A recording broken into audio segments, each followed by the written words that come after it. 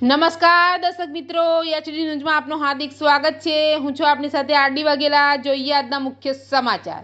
અંકલેશ્વરના અંડાળા ગામના બોરિંગ ચોક વિસ્તારમાંથી ચોરી થયેલ 4 બકરા સાથે બી ડિવિઝન પોલીસે નડિયાદના ઈસમને ઝડપી પાડ્યો હતો।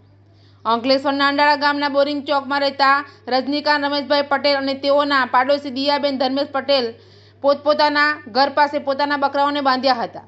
તે સમયે બપોરે અજાણ્યા ઈસમો ત્રાટકી બંને પશુ પાલકોના 4 બકરા મળી કુલ 20,000ના મુદ્દામાલની ચોરી કરી ફરાર થઈ ગયા હતા। ચોરી અંગે અંકલેશ્વર ડિવિઝન પોલીસે ગુનો નોંધી તપાસ શરૂ કરી હતી।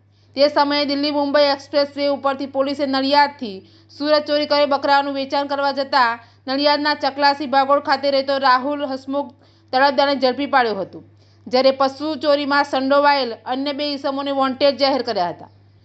એચડી ન્યૂઝ સાથે રિપોર્ટ જયેશ પ્રજાપતિ, અંકલેશ્વર।